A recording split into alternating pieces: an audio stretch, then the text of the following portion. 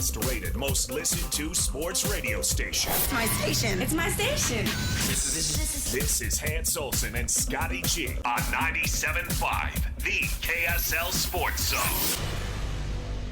Hey, let's get it. Hans and Scottie, 97.5, the KSL Sports Zone. The man is out one more day. He'll be back with us tomorrow.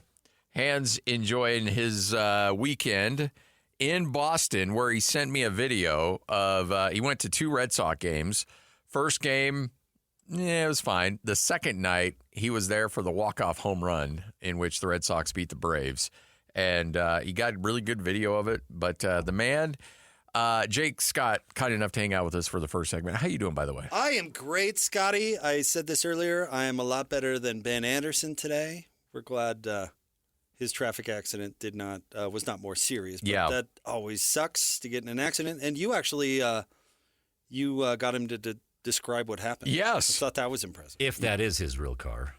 Oh, true. Yeah, I'm glad that that hitch. Carry thing. I'm glad that made it through all right because those things are pricey. Those are expensive. Yeah, I got one of those a few years ago, and I don't use it enough to really justify how much I spent for it. But as usual, I'm not doing as well as Hans. No, because that guy's always riding high. Yeah. I need your help on something first. Okay. You know, a lot of times this first segment we do a little house cleaning. All right. I was telling Lloyd this before.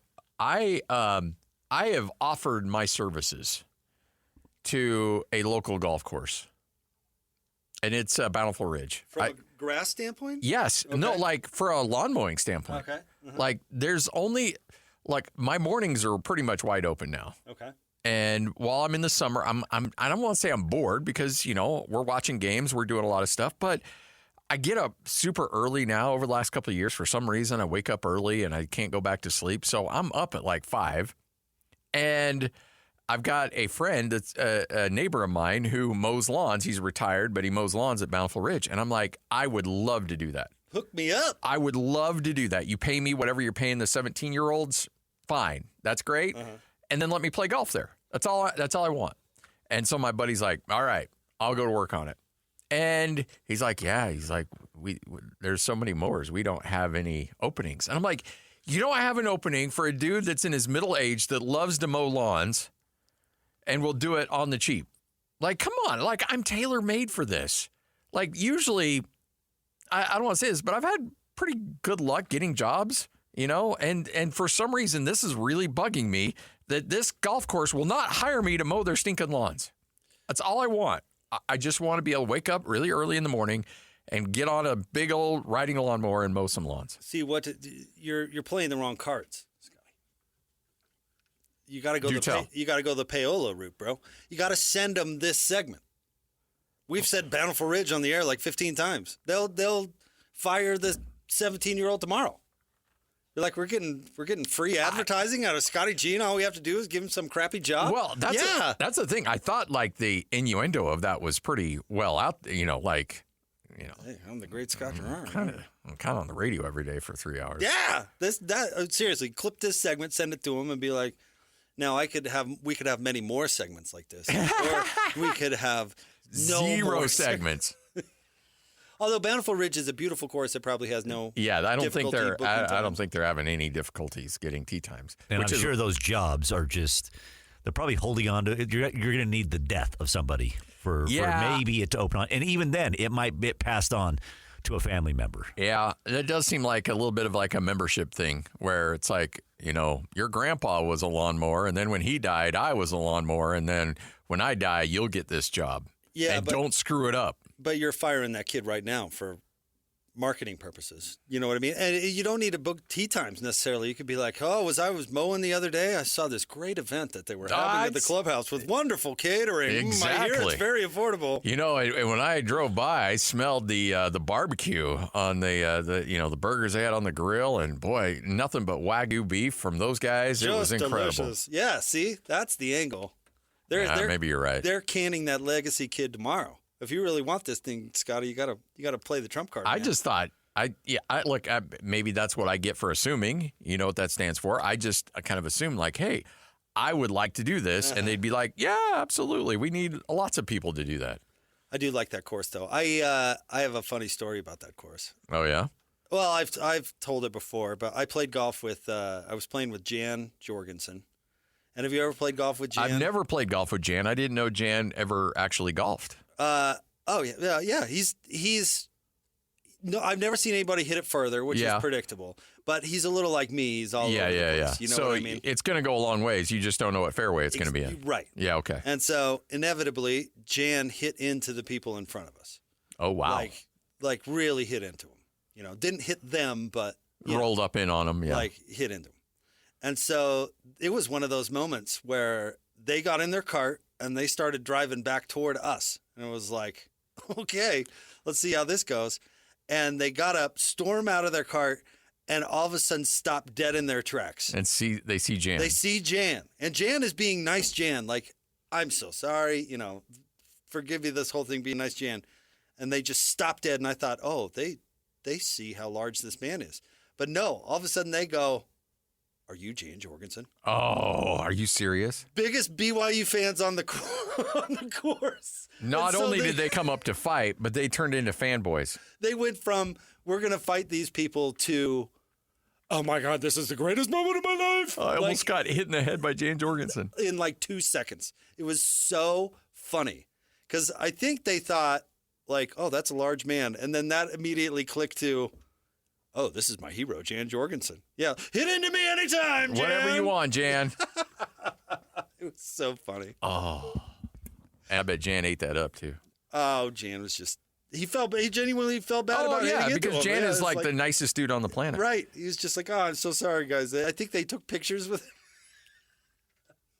With the welt on the side of their head. Hilarious. But Bountiful Ridge reminds me of that. Yeah, I love Bountiful Ridge. Love the course. And I just am, again, making a public outcry to provide my services. Add leverage. Say, hey, you're going to be an Eagle Ridge guy in about 10 minutes. Oh, that's the thing. Like, guess what? This offer is going to be given to Eagle Ridge at any given moment. At any moment. So now I got to drive a little further for that, but that's all right. Yeah. What's an extra 90 seconds to you? By the way, Eagle Ridge, you're on the clock. Let's go. Yeah, throw it out there. All right. We got a lot to get to. NBA final or NBA playoffs to break down, a little NHL. We're going to get to that. Jay Stevens is going to come by and say hi. You know the drill. When Hands is out, we just load up the show. It's Friends of the Show right here on 97.5. Okay. All right. I need a judgment from you on this. All right. Lloyd thought I was out of bounds, and I may have been. You know how you just say things to say things? You know, look, you do 15 hours of radio every week. You're going to say some things, and you don't intend it to be bad. But Lloyd thinks it came across bad, and DJ thought it came across bad. But we're talking to Bowler, and like I'm introing Bowler. I'm like, hey, Bowler joins us. You know, when Hands is out, we call anybody and everybody. Craig Bowlerjack joins us now. Oh, Scottie. Well, it wasn't quite You hear that, right? Scottie. Yeah, you hear it. Yeah. It's like, I was like, Bowler, you're not anybody. And so Lloyd immediately pipes in to save me from myself. It's like, but Bowler, you're not anybody. You're not everybody. Yeah. You're Craig special. frickin' Bowlerjack. Yeah. That guy is NFL games, college tournament games. It's not. I just meant like we bring in everybody. Everybody helps out when Hands is out. It's a. Hey, you want to hop on air? Just stop by the studios. We'll let you in. It takes a village to fill those size 15s. I do love Bowler. You know what's weird and hard about doing that? And you did Jazz pre, half, and post for a long time. You go from seeing people every single night to not seeing them at all. It's a very strange thing. Like, I haven't seen Tim Lacombe, who's like, I see more than members of my family. Yes. And I've gone cold turkey since the last day of the season. It's a weird thing. And then all of a sudden you'll pick up in October like you never left. Yeah. And seeing Bowler all the time is great. But you do get the videos from Tim of him strumming the guitar though. Yeah, he has more free time to strum the guitar. Yeah. Those are my favorite, by the way. He's so good. Happy birthday to Tim, who had, what was that, last week? Happy belated birthday. Oh, yeah. I sent him a little belated birthday wish. Told him, you're my guy. And then I quoted some, let's see if you catch these lyrics that I sent him. Because the guy loves Tom Petty.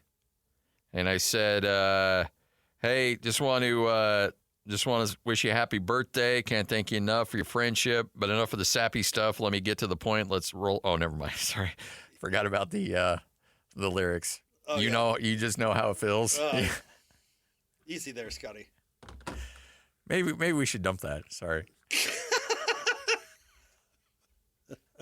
It was just lyrics. I love the self dump. It's really like, should we dump that? Yeah. Probably should. Remember when we had the big old red button? I do. And you do it all the time. Like, I'm gonna dump that. That didn't come out right. Shouldn't have said that. Hans and Scotty, let's get to it. Starting lineup right now.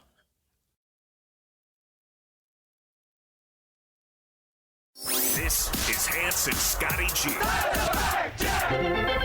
Let's go. The lineup is set, and it's time to kick off the show with the biggest topic of the day. This is the starting lineup on 97.5, the KSL Sports Zone.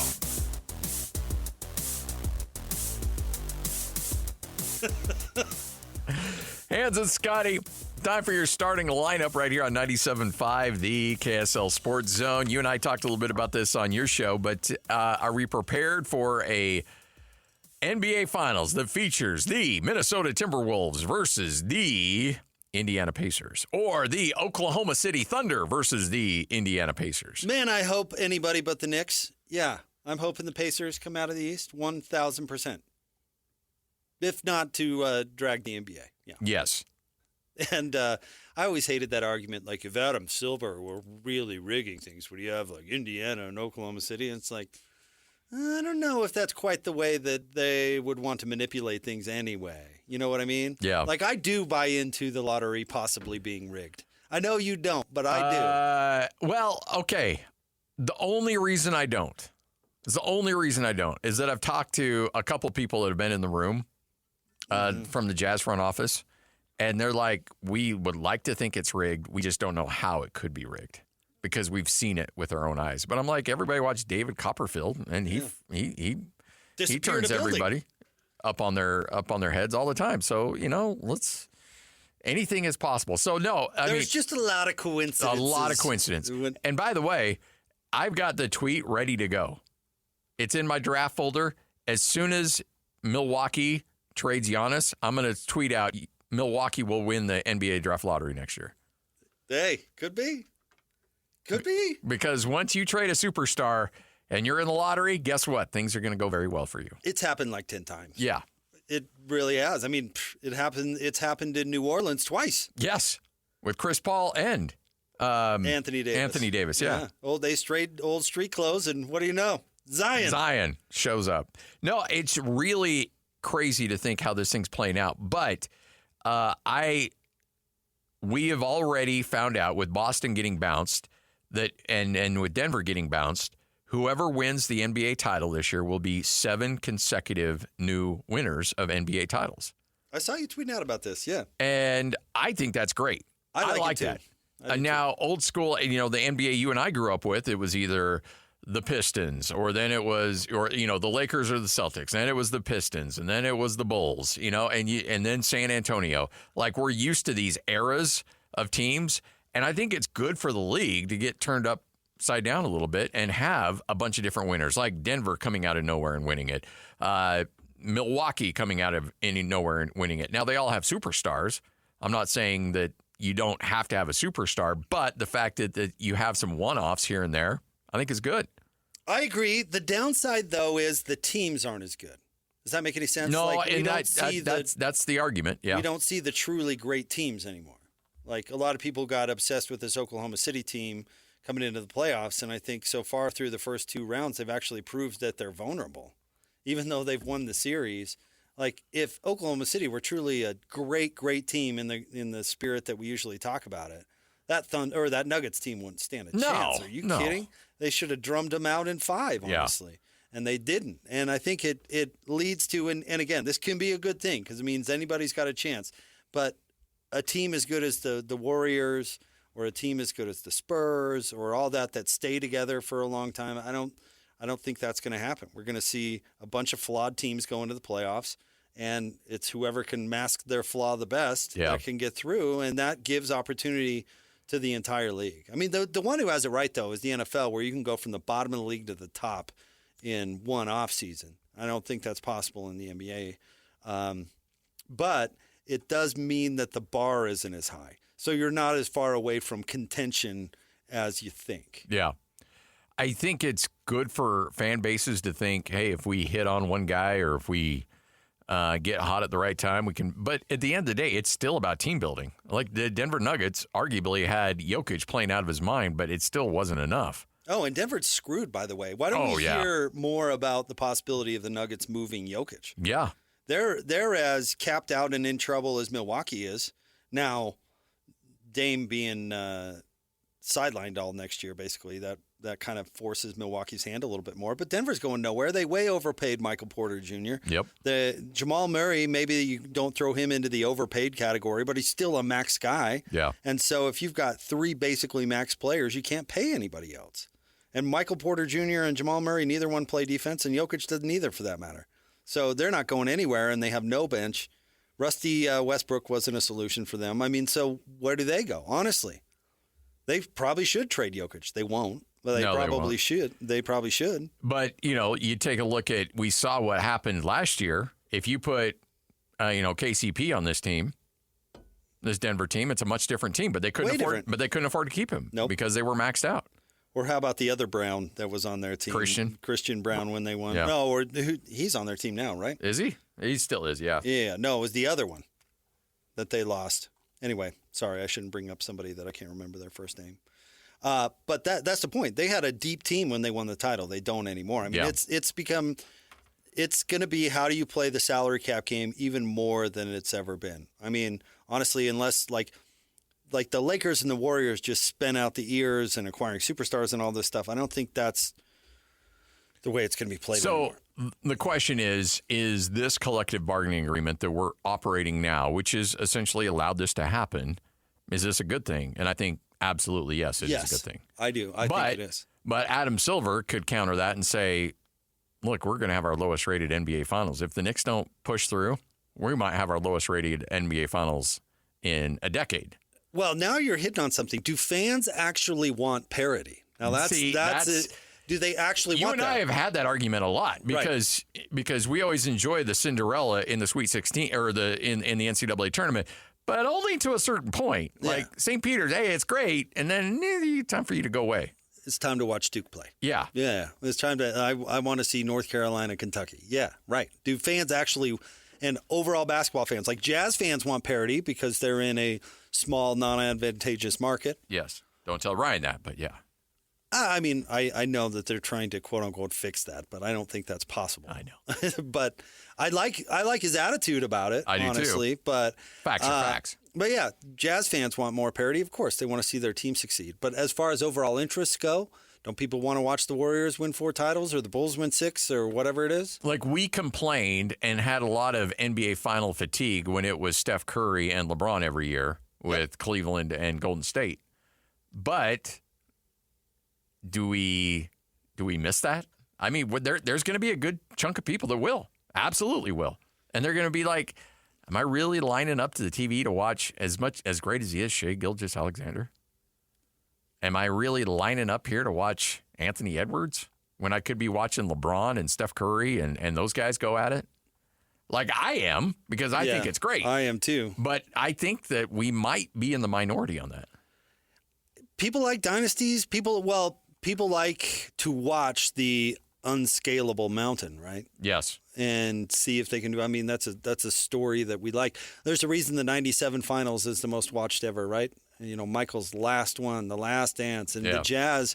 I don't know if I would have thrown that Jazz team into a juggernaut per se, but they were more than a formidable foe to Michael Jordan's story. You know what I mean? That was a really great team. That was 2 great teams have been around for a long time, going head to head, and we loved it. And I say we, the overall sports watching community. If it would have been 2 teams that were just kind of one-off teams, would there have been the interest? Jazz going back to the finals, the Bulls going, for their 6th title. I mean, all those things are all really intriguing. And do we have that anymore? If it's a random one-off Minnesota, Indiana, there's no build-up to that. There's no story. It's these teams just kind of got there. Yeah. I mean, if you really love basketball and you really love the NBA, you should really be looking forward to this Minnesota-Oklahoma City Western Conference Final. But I think, as we always talk about in terms of Salt Lake City is a Jazz town. It's not necessarily an NBA town. So I don't think there's a lot of Jazz fans that are going to be running to the TV set to watch Minnesota up against Oklahoma City. Well, maybe to watch Rudy. Yeah, I guess there is the Rudy element. And Mike Conley. Yeah, maybe a little bit of that. But I totally agree with your overall point. And I think there's a lot of people in the NBA that will root for their individual team, and then they will watch superstars. And while there are superstars in this series that are capable of winning an NBA title for their respective franchises, they're not necessarily the household names that they should be. But I don't think that running anything based on television ratings actually is. No.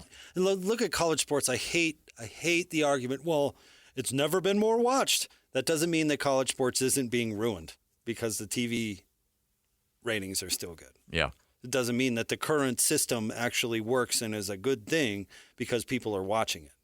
You know, is it better for the NBA to have parity, even though your overall interest in, say, the finals those ratings might not show it?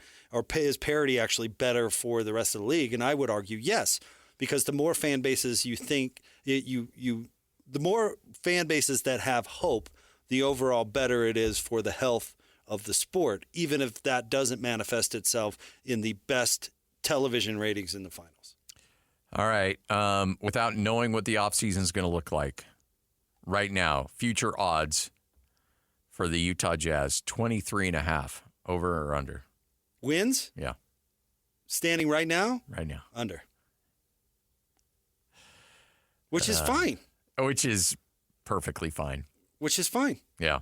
Now, if they add some vets and they're not going to hit the fifth pick out of the park and that guy's a star immediately, I don't know. Maybe that adjusts, but they don't. Right now, the motivation isn't to win games, so they're not. Would you trade Lauri Markkanen for the third pick to Philadelphia? Probably. I would.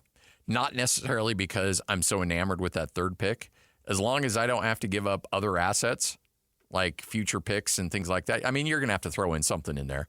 But I would Lauri Markkanen, a pick swap for Paul George's contract. I might do that. Yeah, the problem is Paul George's contract is really bad. How much time is left on that thing? 2 with a player option. Oh. Yeah. For some reason, I thought it was 1 and an option. Well, let me double check so I can tell you make sure it's not fake news. But yeah. No, I think you're right. Hold on here. But it's awesome radio, by the way. I know, where we're both treading water, looking up the same thing. But yeah, I don't know. It's a little poison. I mean, if you could get away without having to swap picks, I mean, I don't know if simply moving from 5 to 3 is worth it to give up Lowry and eat that just dreadful deal. So next year, 51.6, the year after 54.1, and the year after that, a player option for 56.5, which I would bet $1 million that he picks up. Yeah, because at this point in his career, dude's absolutely getting old. Yeah, he is. He's absolutely picking that up. So you have 3 more years of Paul George. So it's not like you can just buy him out like you did Westbrook. Yeah. All right, Hans and Scotty right here on The Zone. Miss any part of the show? Every moment of every show is available in podcast form by searching Hans and Scotty on your favorite podcasting platform or online at KSLSports.com. This is Hans Olsen and Scotty G on 97.5, the KSL Sports Zone.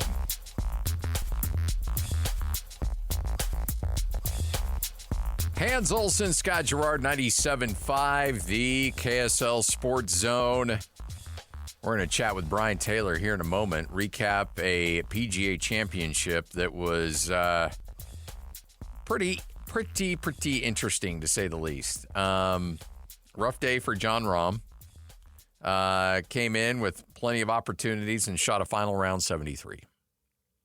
And not only did Scottie Scheffler win it, Scotty won it going away, and there you go. The rest is history. Scottie Scheffler, about as good as anybody could possibly hope for right now, and is playing out of his mind. And Brian Taylor joins us right now. How impressed were you with Scotty on that day 4 performance?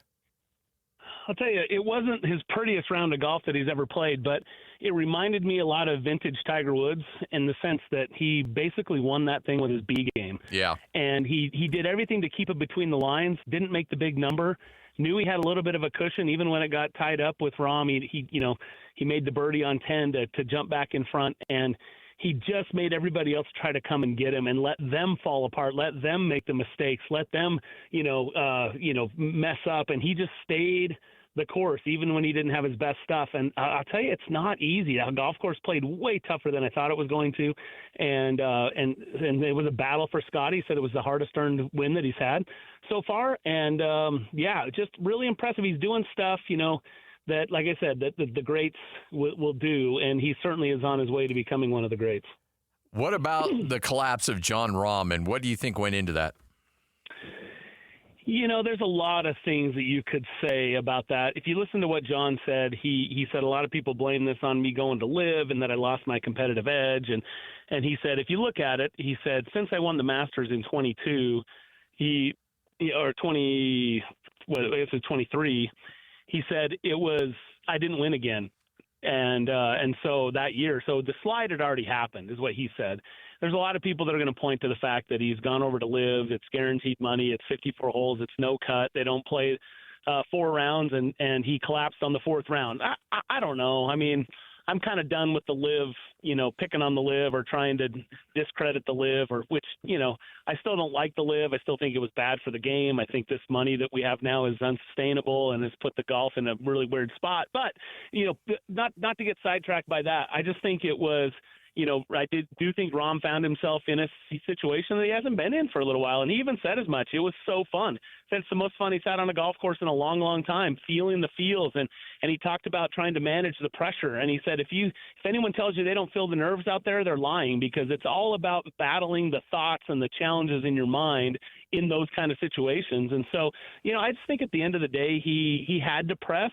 He missed the birdies on, was it 13 and 14, where he had the opportunity, and then he had to press on the Green Mile, and it's just not one of those. Those 3 holes are ones you just can't really press on, and it came back to bite him.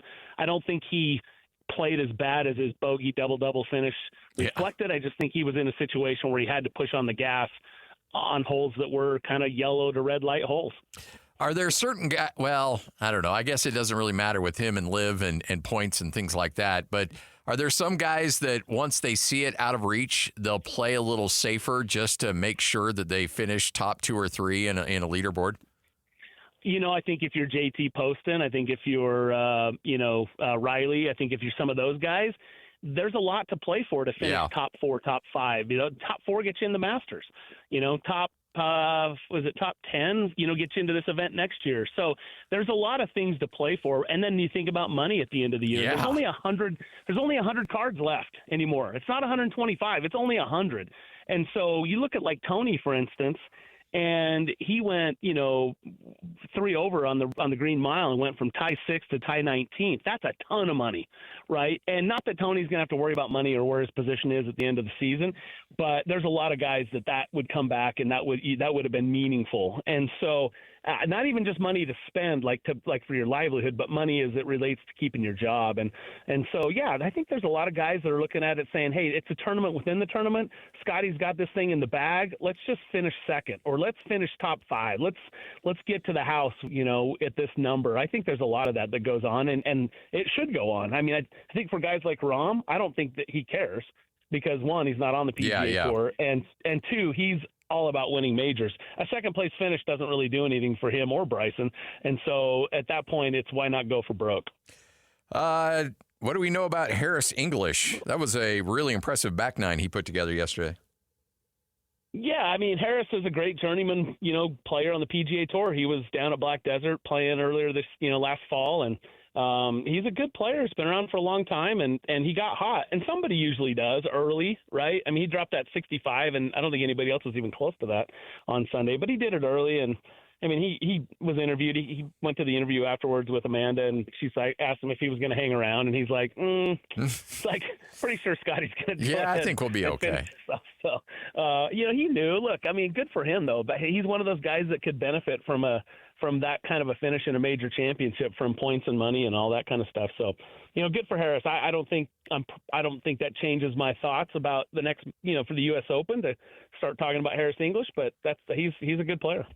All right, so trying to think the right way to ask this.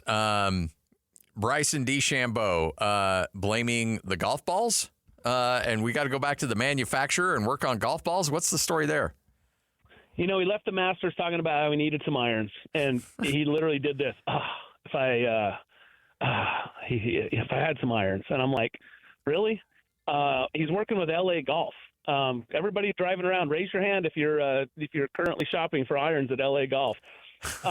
My point is, and I said this on the show after the Masters, Tiger got chasing swing, right? He was dominating, and he fires Butch Harmon, fires Fluff Cowan, and goes with Hank Haney. And then he wins some majors with Hank, and then he fires him and goes with Chris Como. And then he changes. Now, maybe he had physical things. He would tell you that he had to change. I don't know all the intricacies. But it makes you wonder, if he'd have known his window of health was only so long, might he just stayed with Butch, where he was dominating, and picked off a few more major championships? Maybe he would have caught Jack at 18. So I look at that with Bryson. Is Bryson so hell-bent on doing it his way with his one-length irons, with his, he fired Cobra and threw them under the bus. And I know for a firsthand that Cobra spent millions and tens of millions of dollars in R&D to try to satisfy Bryson, and they don't make a bad product. This is not a Cobra problem. It's a Bryson problem. So now he's with LA Golf. He's trying to make his own irons with his own shafts, and now he wants to work with, I'm assuming, Titleist. He's playing Titleist. I'm assuming Titleist. I don't know that, but he's working with a ball manufacturer to create his own ball that will spin less because of the amount of the kind of swing speeds he puts on it. And the funny thing is that USGA has already said they're going to make the ball spinnier in a few years. So why would anybody put the money in just for Bryson and his craziness to try to change the ball that has to be changed in a few years? It won't even be legal. So I don't know. I sit and listen to him. Scotty, I'll be honest with you, it wears me out. I'm like, stop blaming everything else and figure out how to, there's hundreds of guys that have won with Titleist, Callaway, TaylorMade, Srixon, Cobra, King. I mean, you name it. Why not just go with someone that knows how to make good irons and just do it? If that's really all it is, then that's on you. To me, that's on him. And I think I think he made some bad swings. I mean, look at Scottie. They talked about his driver. His driver didn't conform, and he had to switch heads. And so they said, did that have anything to do with you missing it left on Sunday? And he just laughs as he does. And he's like, no, that was me. I made bad swings, right? And Bryson's like, I don't make bad swings. So people make bad equipment, and so it ends up with me costing me championships. I'm like, really? I don't know. I'm not buying it. Everybody talks about this reformation of Bryson DeChambeau, where he's changed, and all I think is he's hired a really good PR group that's helps him with the videos and helps him with the YouTube. But at the end of the day, when Bryson slips back into Bryson mode, he's still the same guy, and he's pretty doggone unlikable. I mean, that's just me. You don't have to say that, but I think there's a lot of PR spin and a lot of stuff to try to make him likable, and for the most part, it's been very successful. But every now and then, you still see the same guy.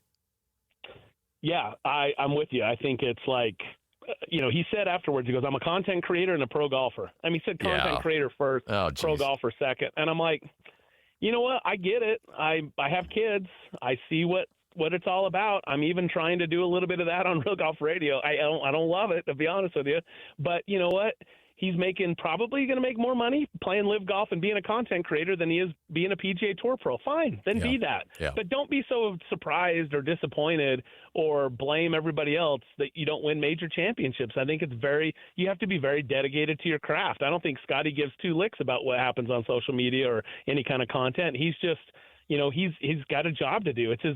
He swings the golf club and he makes, shoots low scores and hoists trophies. I think that's different than being a content creator. So, again, not that Bryson isn't the reigning U.S. Open champion, not that he doesn't have a ton of talent, because he does, not that he couldn't be very likable and watchable. It just, when he goes off on that stuff, to me, it puts me off, and I don't know. But I'm an old guy now, Scotty, so maybe the young guys are like, we loved it. And by the way, walking around out there, Bryson has a massive army of fans. Like they love him out there. So and that's the thing too. I mean, what he's doing is not intended for us. It's intended for a younger audience, and it's hitting. And God bless him for it, I guess.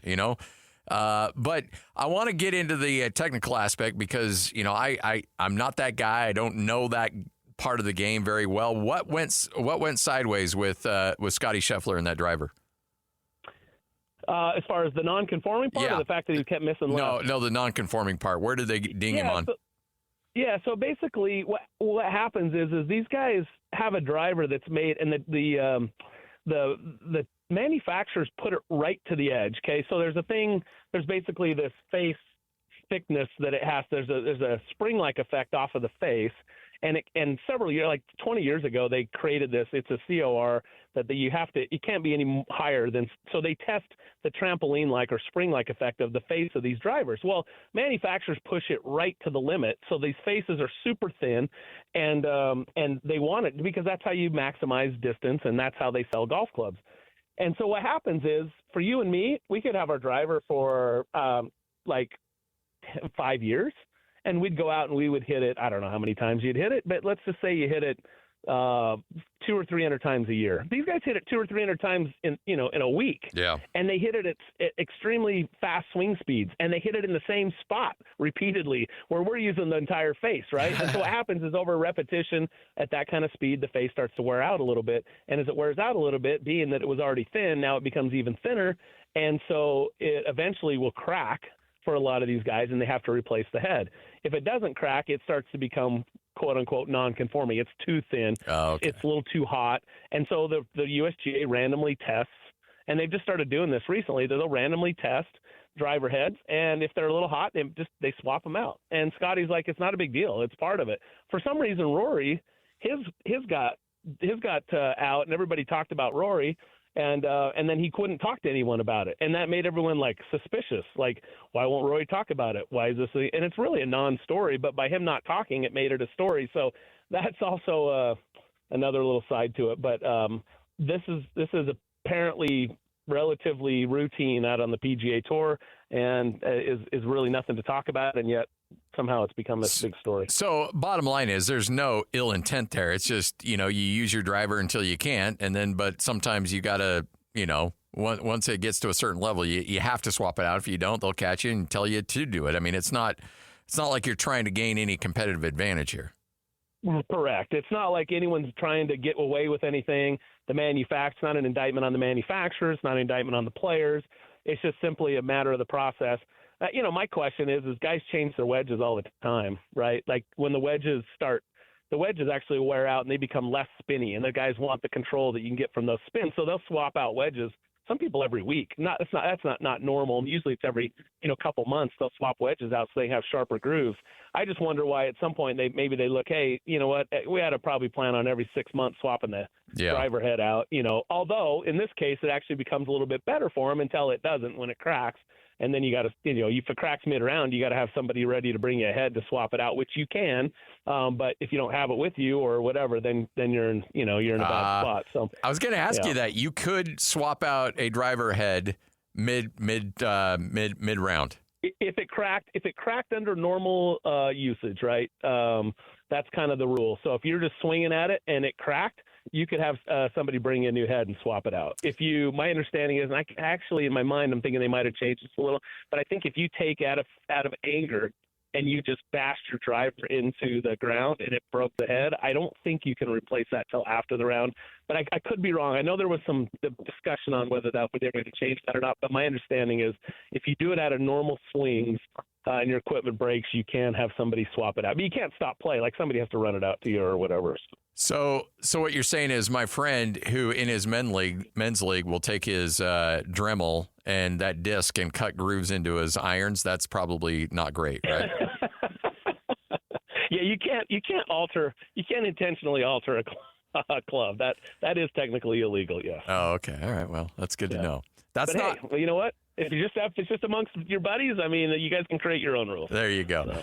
Hey, BT, you're the best, man. Great coverage as always. Thanks for hanging out with us. Appreciate the opportunity. Look forward to Oakmont. I think it's going to be a crazy it's going to be a tough, crazy test out there, but we'll see. I think right now the betting favorite has to be Scottie Scheffler until we see Rory become a little bit more competitive. I think Rory's just going to bask in his triumph, which again, not critical of him. He can take all year to do that. I don't care, but until he comes back and says, "Yeah, I'm done with this. I'm ready to go win again," it's Scotty's to lose. So we'll see what happens. There you go. You're the best, Brian. Appreciate it. Okay, see you, boys. There he is, BT, right here on 97.5, the KSL Sports Zone.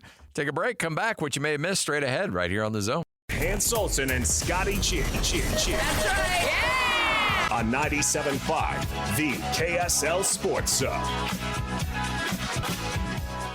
The great Tim Lacombe is going to join us coming up in our next segment. We will chat with him, get his thoughts on the NBA. We'll talk some college hoops with him. We'll talk about everything with Tim Lacombe, one of our favorite dudes on the planet.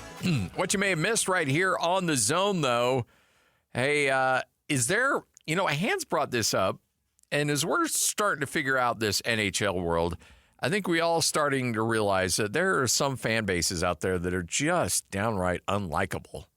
And I'm going to ask Jay Stevens about this. He's going to join us, at 2:05? I'm going to ask Jay about this because maybe I'm off on this. But there's always, whatever sport you're in, whether it's the NFL, college ranks, there's always that fan base. You're like, I don't like those guys. Those guys are the worst. Well, guess what? It might be the Toronto Maple Leafs in the NHL. Florida goes to Toronto, roughs them up 6-1. So Florida moves on. So they knock out the Maple Leafs, win that series in 7 games. And the amount of venom and anger and disgusting behavior from Toronto Maple Leaf fans has just been crazy. Yeah, they're like the Lakers of the NHL. A little bit. Yeah. Like they got this kind of superiority complex that really doesn't feel like it's earned. So, again, look, I'm new to this world. So I'm more than happy to admit if I'm wrong on this one, and feel free to tweet at me. If you're a longtime NHL fan, is Toronto up there with some of the most despised fans in the NHL? Because right now, they're top on my list, and they've given me no reason not to like them. But just watching as a casual observer, yeah, no thanks, man. Hard pass on those dudes, for sure. But, hey, fun one is Florida's done, or Florida knocks out Toronto. They are done. And now we get set for, we have the night off tonight. Then the Panthers will take on the Hurricanes coming up on Tuesday. That should be a fun one. Looking forward to that 7-game series. 97.5, the KSL Sports Zone.